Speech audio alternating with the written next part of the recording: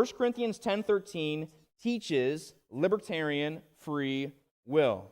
I think if there's any verse in the Bible that proves to me free will, it's got to be this one. Let me read it to you, and then I drew a fun picture for you, okay? 1 Corinthians 10:13. No temptation has overtaken you that is not common to man. God is faithful. He will not let you be tempted beyond your ability. But with the temptation, He will also provide the way of escape, that you may be able to endure it. All right, here we are. This is us, humankind. Now, we're going to assume they're a Christian because the passage is written to Christians. What about the person with the sin nature and who doesn't have the Holy Spirit? Set them aside. That's next week, okay? We're just talking about Christians here. Christian has a choice. Mom told him, don't eat the birthday cake. It's not ready. Don't eat the birthday cake. So he has a choice before him. Eat the birthday cake or say, no, I'm not going to eat the birthday cake. Now, will his desire ultimately win out, like the teeter-totter example we said? Whatever he wants the most will just take over and he'll have no choice? No, because what did we read in the verse? God is faithful. He will not let you be tempted beyond your ability.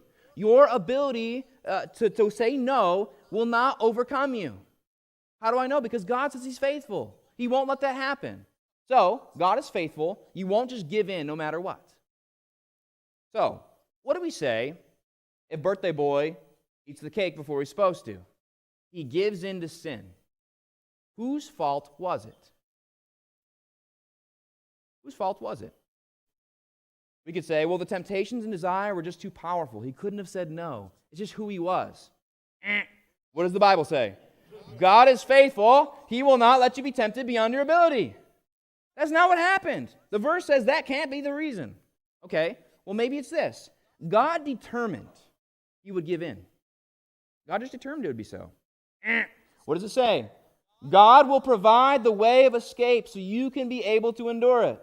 God is faithful. He's not going to let this overcome you. You can choose otherwise. Here's the problem, brothers and sisters.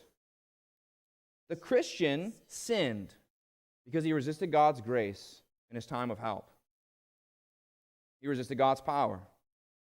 And so God let him choose his sinful desire. If you're a determinist or a compatibilist, I don't think you can interpret this verse in any kind of a meaningful way. Because compatibilism will ultimately appear to one of these two. God's secret will, or he just couldn't choose outside of his nature. But this text says it cannot be one of those two reasons. Free will is explicitly taught in 1 Corinthians 10.